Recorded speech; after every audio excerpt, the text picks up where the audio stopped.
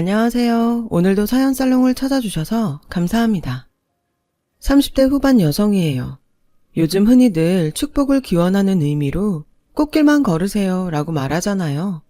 요즘 저는 정말 매일같이 꽃길만 걸으며 살고 있답니다. 제가 화원을 하고 있거든요.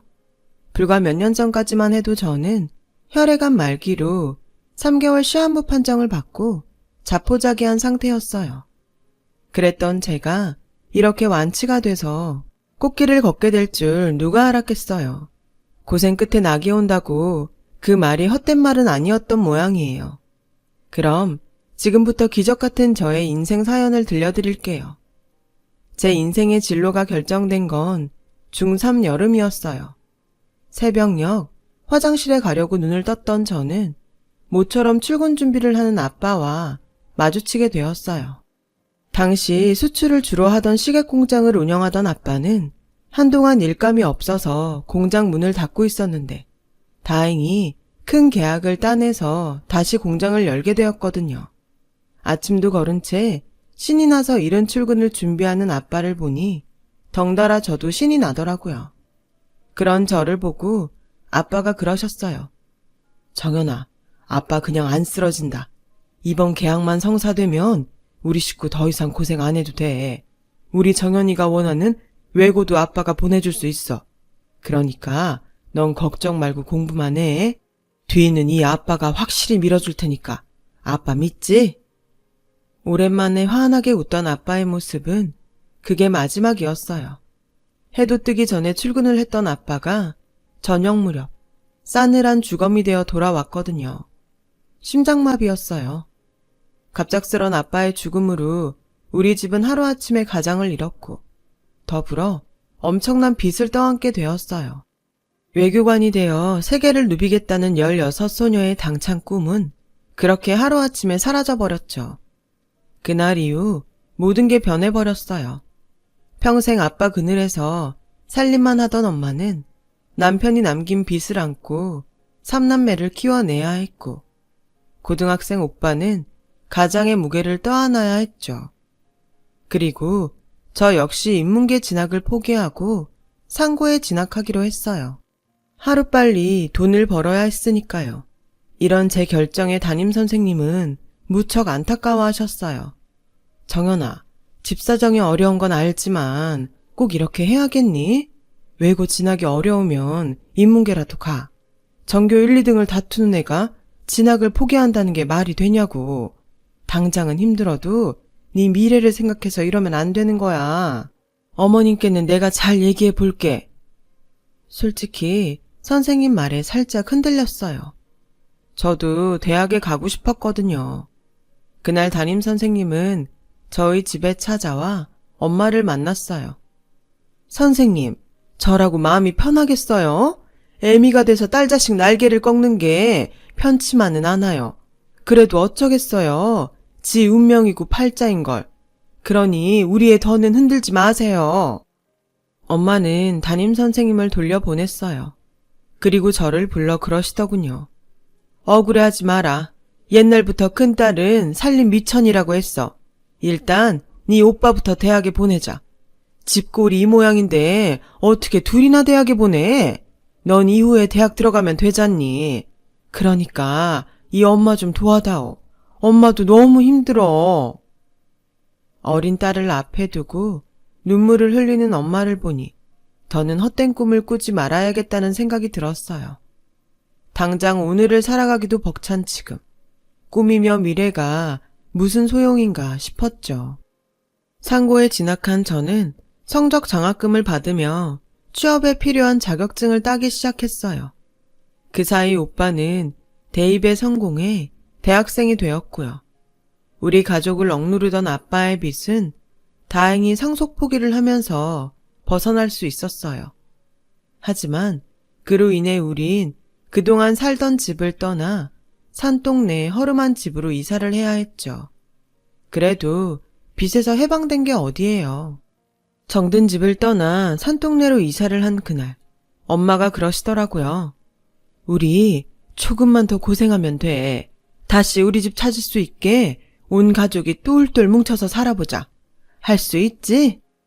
그땐 정말 할 수 있을 것만 같았어요.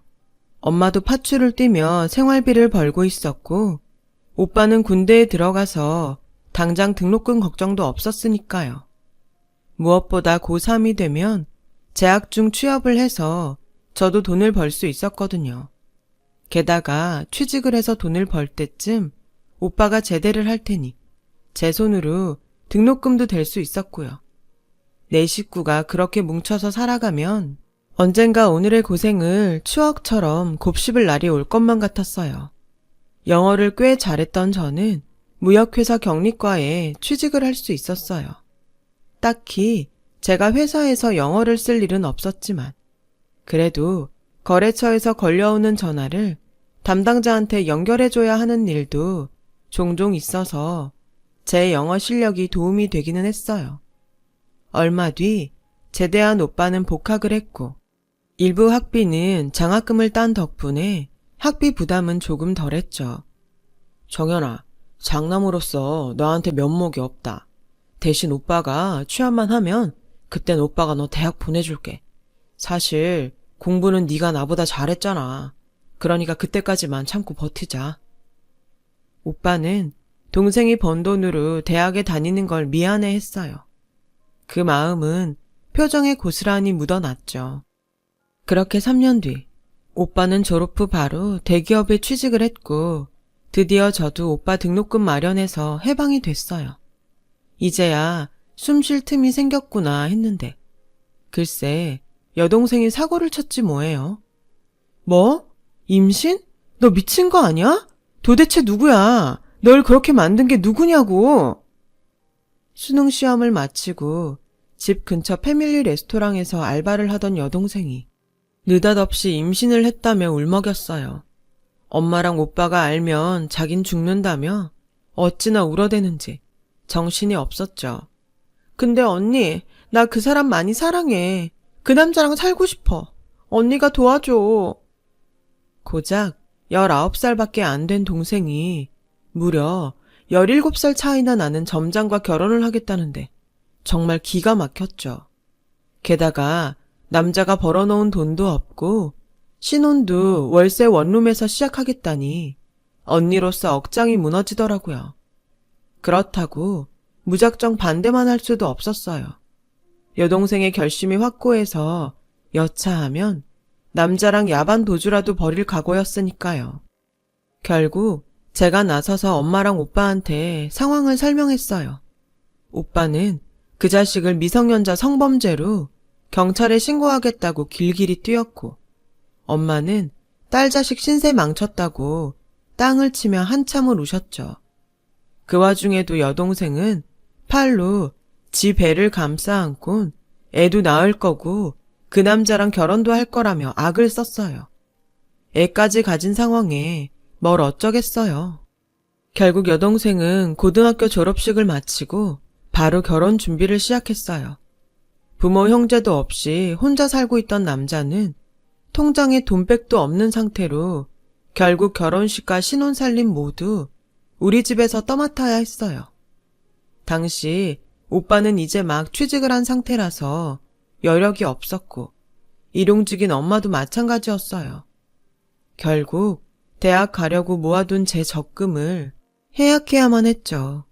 저에게 있어서는 꿈이 사라지는 순간이었지만 철없는 여동생은 웨딩드레스를 고르느라 신이 나 있더라고요. 그 모습을 보니 솔직히 화가 났어요. 이 지지배야, 이 돈이 어떤 돈인 줄 알아? 네 언니 꿈이고 미래였다.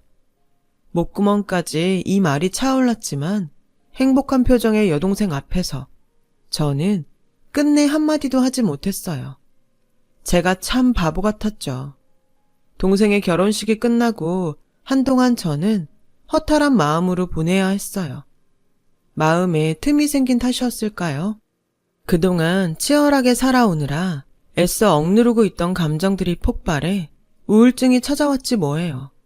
모든 게 귀찮고 몸이 축 처지는 게 제 몸이 제 몸 같지 않았어요. 이러다 죽겠다 싶더라고요. 이런 제 모습을 보다 못한 같은 부서 언니가 상담 치료를 받아보라며 명함 한 장을 주더라고요. 젊은 의사들이 모여서 만든 곳이야. 가정의학과, 외과, 정신과 선생님들이 조인해서 만든 병원인데 가정집에 꾸며놔서 카페 같은 분위기더라고. 일단 편한 마음으로 상담부터 받아. 증상이 심하면 신경정신과로 연결도 해준다더라. 식구들만 챙기지 말고 이젠 네 자신도 좀 챙겨. 나중에 후회하지 말고. 알겠니? 명함을 받아들고도 한동안 고민을 하다가 쉬는 날 찾아가 봤어요. 선배 언니 말대로 주택가에 위치한 평범한 2층 집이더라고요. 간판에 적힌 이름도 마치 카페 같아서 여기가 정말 병원이 맞나 싶어서 한참을 두리번거렸어요. 그때였죠. 누가 손가락으로 제 어깨를 톡톡 치더라고요. 놀라서 돌아봤더니 젊은 남자가 저를 보고 싱긋 웃더군요. 들어가서 차 한잔 하고 가세요. 여기 커피가 아주 죽여요. 남자는 주저하는 저를 다짜고짜 안으로 데리고 들어갔어요. 인테리어도 그렇고 목가적 분위기의 카페 같더라고요. 다른 게 있다면 메뉴판이 없다는 것 정도였죠. 여기 카페예요? 병원인 줄 알았는데. 왜요? 어디 아프세요? 증상을 말씀하시면 처방해 드릴게요. 제가 바리스타 자격증 외에도 전문의 면허도 있거든요. 남자의 가벼운 농담에 어느새 긴장이 풀린 저는 폭신한 소파에 앉아 상담을 하게 되었어요. 상담이라기보다는 남자와 커피를 사이에 두고 대화를 나눈 거였죠. 편안한 병원 분위기 때문인지 아니면 자연스럽게 대화를 이끌어가는 남자의 능력 때문인지 모르겠지만 그날 전 살면서 누구에게도 말하지 못했던 제 감정을 꺼낼 수 있었어요. 그렇게 시작된 상담은 이후로도 매주 토요일마다 이어졌고 그러는 사이 저는 이전보다 더 밝은 모습으로 생활할 수 있게 되었어요. 누군가와 대화를 할 수 있다는 게 이렇게 신나고 즐거운 일인지 그동안 왜 몰랐을까 하는 생각이 들더라고요. 그렇게 6개월 정도 지난 어느 날 남자가 제게 그러더라고요. 이제 더 이상 여기 안 오셔도 돼요. 그 말을 듣는데 기쁘기보다는 왠지 서운하고 허전한 마음이 들더라고요. 그래서 아무 말 못하고 주저하고 있었는데 대신 이젠 저랑 밖에서 만나요. 의사와 환자 말고 남자랑 여자로. 우리 연애하자고요. 싫어요? 아니요, 안 싫어요. 좋아요. 근데 왜라뇨? 정연 씨가 좋으니까요. 내가 좋다는 그 말에 머릿속에서 종이 울리는 것 같았어요. 살면서 처음 느끼는 감정이었죠. 20대 끝자락에 처음 만난 사랑에 저는 정신없이 사로잡혀 버렸어요. 그리고 정신을 차렸을 땐 이 사람 없는 인생은 생각조차 할 수 없을 것만 같았죠. 내가 번 돈으로 나를 빛내줄 옷을 사고 샵에서 난생 처음 펌도 했어요. 가족이 아닌 오직 날 위해서요. 그동안 내가 번 돈으로 밑빠진 독을 채우느라 경험하지 못했던 것들을 이 남자로 인해 할 수 있었어요. 이제야 좀 사는 게 사는 것 같았어요. 그렇게 행복한 날들이 이어졌고 남자로부터 청혼을 받았어요. 근데 막상 청혼을 받고 보니 걱정이 앞서더라고요. 의사랑 결혼하려면 열쇠는 몇 개는 준비해야 한다는 둥 말들이 많았으니까요. 열쇠? 열쇠는 뭐 하려고? 설마 촌스럽게 아파트에 수입차, 병원까지 혼수를 해오려는 건 아니지? 어쩌냐? 안타깝게도 우리 부모님은 공짜라면 질색을 하는 분들이거든. 그러니까 쓸데없는 걱정하지 마. 돈 보고 결혼할 생각이었다면 너 말고 다른 여자랑 했을 거야. 난 남은 인생을 같이 살고 싶은 여자를 고른 거거든. 그게 너고. 제 사정을 누구보다 잘 아는 그는 최대한 부담을 주지 않으려고 했어요. 그래도 결혼이 어디 상대의 배려만으로 가능한 일인가요? 많지는 않지만 그동안 새로 부어온 적금도 있고 투잡을 뛰면서 틈틈이 모아둔 비상금도 조금 있어서 혼수 정도는 가까스로 준비할 수 있겠다 생각했어요. 그래서 일단 엄마한테 얘기를 해두려고 했어요. 그런데 마침 잘 왔다. 너 돈 좀 있지? 네 오빠 결혼한다는데 돈 나올 구멍은 없지. 엄마가 아주 미치겠다. 집은 네 오빠가 전세금 대출 받아서 장만한다지만 그 밖에 돈 들어갈 데가 한둘이니? 그래, 너 얼마나 갖고 있어? 엄마, 사실 그게 말이야. 나도 결혼할까 하는데. 결혼? 남자도 없는 애가 무슨 결혼? 너 오빠 결혼하는데 돈 내놓기 싫어서 그러는 거니? 너 시집갈 때 돈 안 해줄까 봐? 걱정 마. 누가 네 돈 떼어먹는데? 엄마, 그게 아니라 그동안 만나온 사람이 있어. 내가 상담받던 병원 의사인데 결혼하재. 안 그래도 엄마한테 인사드리러 온다고 그랬어. 의사? 너 어디 잘못된 거 아니니? 네 주제에 무슨 의사랑 결혼을 해? 우리 형편에 무슨 수로 의사 사위를 들이냐고. 정신 차려 이거사. 혼수 따지고 그러는 집 아니야. 아니긴 뭐가 아니야. 네 면전에 대고 이거 해와라 저거 해와라 그러겠어? 넌 그 나이 먹도록 어쩜 그렇게 세상 물정을 모르니? 암튼 지금은 네 오빠 장가 보내는 것만으로도 벅차니까 넌 나중에 얘기해. 결혼도 순서가 있는 거야. 막말로 네가 급하니? 네 오빠가 급하지. 게다가 한 해에 자식 둘 결혼시키면 주위에서 욕해. 그러니까 일단 가진 거 있으면 다 내놔봐. 네 오빠 장가부터 보내야지. 하필 오빠 결혼이랑 겹치는 바람에 제 결혼은 다음으로 밀리게 됐어요. 하지만 그보다 문제는 돈이었죠. 오빠 결혼하는데 주고 나면 정작 제 결혼 자금은 없으니까요. 내 결혼 미루는 건 어쩔 수 없지만 결혼 자금은 못 내줘.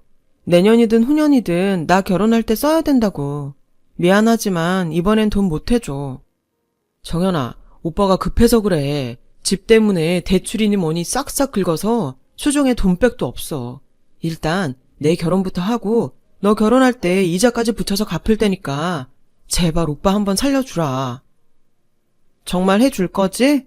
나 이 돈 없으면 정말 결혼 못해. 오빠 믿는다. 결국 오빠는 거지 똥구멍에 낀 콩나물 대가리까지 빼가듯 제 결혼 자금까지 털어서 장가를 갔어요. 그 바람에 제 결혼은 점점 뒤로 밀리게 되었죠. 그러던 어느 날이었어요. 언제부턴가 소화가 잘 안 되고 기침이 심해져서 점심시간에 회사 근처 병원을 찾았어요. 그런데 평소 빈혈도 심하고 피부에 자주 멍이 들었다고요? 네, 다리도 붓고 구토도 심해요. 의사는 아무래도 큰 병원에 가서 검사를 받아보는 게 좋겠다고 했어요. 그저 감기인 줄 알았는데 검사까지 받으라고 하니까 괜히 겁이 나더군요. 그래서 며칠 뒤 월차를 내고 근처 대학병원에서 검사를 받았는데 네? 혈액암이요? 그럼 전 어떻게 되는 거예요? 왜 병을 이렇게 키우셨어요? 그동안 전조증상도 있었을 텐데. 의사는 조혈모세포 제거 후 건강한 조혈모세포로 이식을 하는 게 최선의 방법이지만 조직 적합성 항원이 일치할 확률이 너무 희박해서 기대를 걸기 힘들다고 하더군요. 일단 항암 치료를 시작하자고 하길래 가족들과 상의하고 다시 오겠다고 하곤 병원을 나섰어요. 그날따라 유난히 맑고 화창한 하늘이 그렇게 원망스럽더라고요.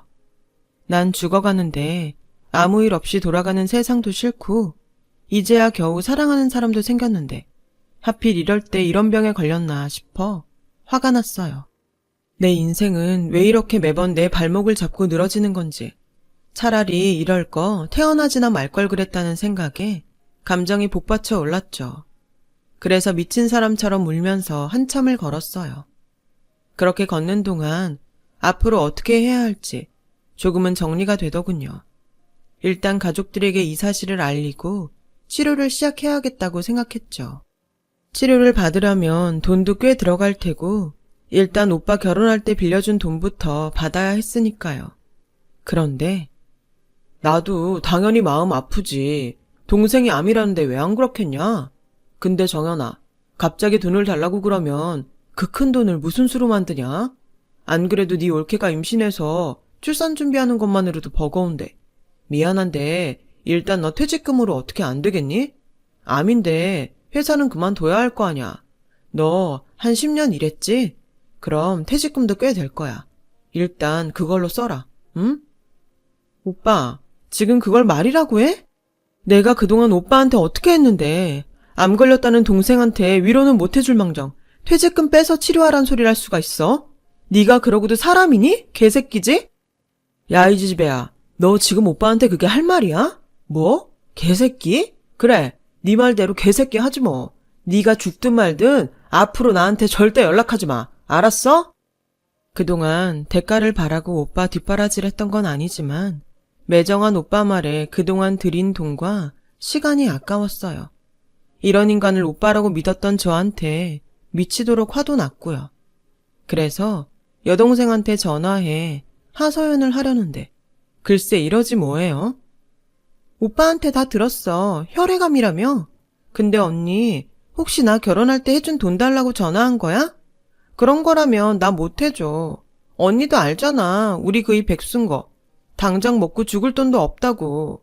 그리고 언니가 그 돈 해준 거 다 언니 편하자고 해준 거 아니야?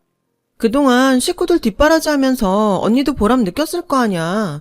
그렇게 자기만족 느꼈으면 그걸로 된 거 아닌가? 그러니까 쿨하게 베풀었다 쳐. 뭐? 쿨하게 베풀어? 너 그 돈이 어떤 돈인지 알긴 하니?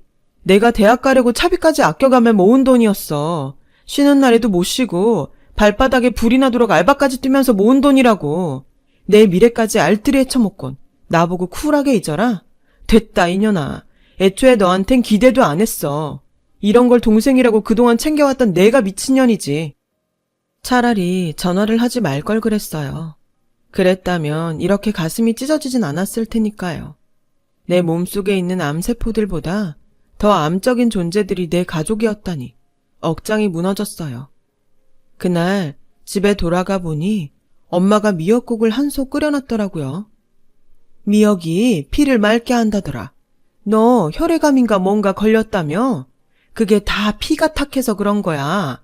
엄마가 한 솥 끓여놨으니까 이거 다 먹고 훌훌 털고 일어나라. 네가 그동안 우리 집 위해 희생한 거 엄마가 왜 모르겠니? 그래도 정연아, 형제들한테 해준 거 돌려받겠다고 생각하면 못 써. 네 오빠가 오죽하면 그 돈 못 해준다 그랬겠니? 네가 이해 좀 해라. 일단 오빠 말대로 퇴직금 받아서 그 돈으로 치료해. 요즘엔 요양병원들이 그렇게 시설이 잘 돼 있다더라. 늙은 애미 수발받을 생각 말고 거기 들어가서 치료해. 그게 너도 편하지 않겠니? 엄마, 결국 이거였어? 병든 딸 병수발 못 해주겠으니 아프면 요양병원 들어가라고? 오빠한테 빌려준 돈도 포기하고 동생한테 해준 돈도 포기하고 네 힘으로 동구에서 투병하라고? 어떻게 다들 이러냐? 내가 그동안 짐승들이랑 살았네. 인간이라면 어떻게 이럴 수가 있겠어? 그래, 엄마 소원대로 내가 사라질게. 이 집에서 내 발로 나가주겠다고. 더 이상 쓸모 없어지자 가족들한테 팽당한 저는 그 길로 남자친구를 찾아갔어요. 얼굴을 보자마자 눈물이 흘러서 급기야 엉엉 울고 말았죠. 제 상황을 전해들은 남자친구는 일단 자기 집에서 지내라고 했어요. 그리곤 대형 병원과 연계가 되어 있어서 치료와 치유를 같이 할 수 있는 요양병원을 알아봐 주었어요. 자연 속에서 지낼 수 있는 곳이라서 저처럼 마음의 상처를 입은 사람들에겐 제격인 곳이었죠.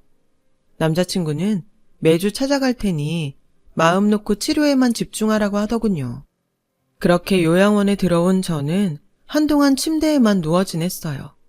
가족들한테 배신당하고 마음이 어지러운데 멋진 경치가 무슨 소용이겠어요. 살고 싶은 의욕도 없고 살아야 할 이유도 못 느끼는데요. 그런데 그런 제게 매일 찾아와 말을 걸어준 사람이 있었어요. 바로 옆 병실 아주머니였죠. 경기도 어디에서 화원을 한다는 아주머니는 병원 화단에 있는 꽃들을 직접 가꾸고 계셨어요. 아주머니는 매일같이 제 병실에 와선 그 꽃 얘기를 해주곤 하셨죠. 꽃말이며 꽃에 얽힌 전설이며 꽃을 관리하는 방법까지 세세하게요. 제가 반응을 안 하는데도 지치지 않고 한 달을 그렇게 찾아오셨어요. 아주머니, 꽃이 왜 좋아요? 처음으로 아주머니께 말을 걸었더니 아주머니께서 방긋 웃으며 그러셨죠. 피고 지고 또 피니까. 사람 인생도 그래. 살다 보면 피기도 하고 지기도 하지. 아가씨 인생도 꼭 다시 필 거야. 그러니까 살아.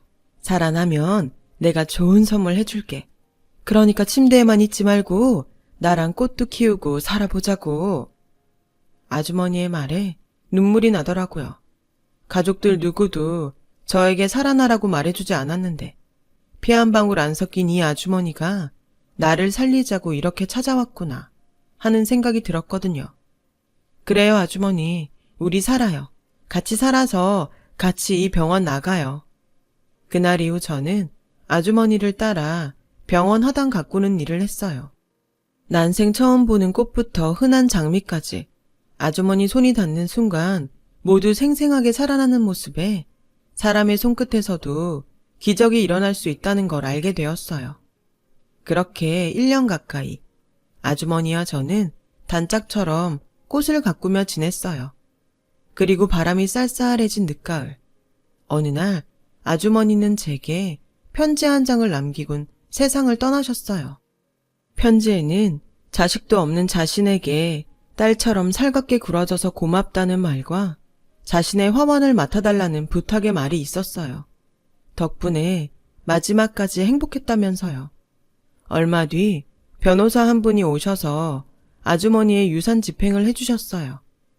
은행 잔고와 현물 재산들은 모두 지정된 시설과 주변 지인들에게 남겼고 저에게는 화원을 남겨주셨다고 하더라고요.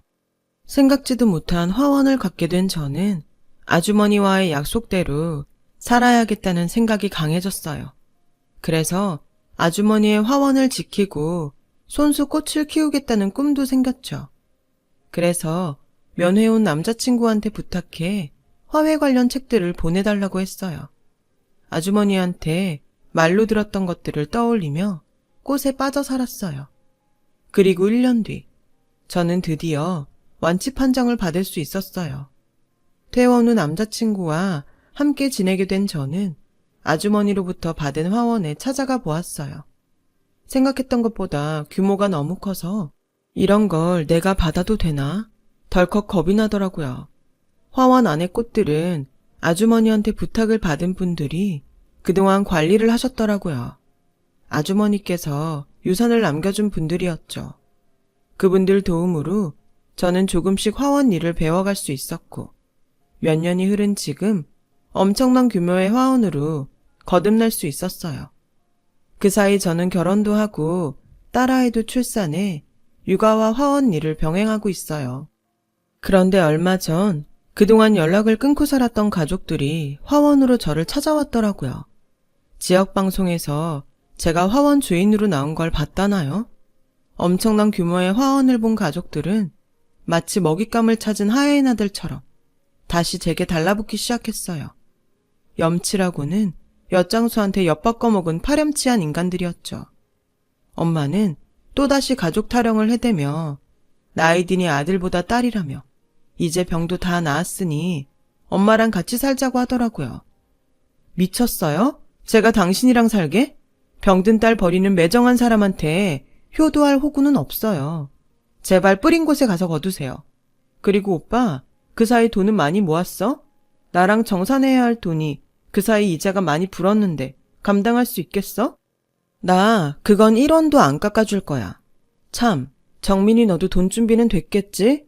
너도 나한테 줄 돈 있잖아. 넌 쿨한 거 좋아하니까 시간 끌지 말고 현금 일시불로 처리해줬으면 좋겠어. 안 그래도 변호사 선임해서 소장 날리려고 그랬는데 이렇게 직접 와주니 한결 일이 수월하게 됐네. 정확한 액수 며칠 내로 보낼 테니까 각자 해당 금액 준비해줘. 그리고 앞으로는 꽃 살 거 아니면 가급적 찾아오지 말아줘. 당신들한테 나는 역겨운 냄새가 꽃들한테는 해로울 것 같거든. 그러니까 당장 나가. 저는 직원들을 시켜 가족들을 밖으로 내쫓았어요. 그리고 그동안 오빠와 여동생한테 보냈던 계좌이체 이력과 문자 등을 근거로 제가 받아야 할 액수를 문자로 통보했어요. 그 돈이 꼭 필요한 건 아니지만 꼭 받아서 암 환자들을 위해 기부를 하려고요. 돈은 감사함을 아는 사람들에게 써야 그 가치가 빛나는 거니까요. 내 등에 올라타 등골 빼먹고 토사구팽했던 기생충 같은 가족들에게는 받은 대로 갚아주는 게 온당하겠죠. 가족을 위해, 남을 위해 배려하고 살아가는 건 좋지만 저보다 현명하신 여러분은 꼭 자신도 정말 잘 챙겨가며 행복하셨으면 좋겠습니다. 건강하시고요. 지금까지 제 사연을 들어주셔서 감사드려요. 여러분, 사연 댓글에 응원과 현명한 조언 부탁드려요. 좋아요와 구독은 저에게 큰 힘이 됩니다. 오늘도 좋은 일 가득하세요.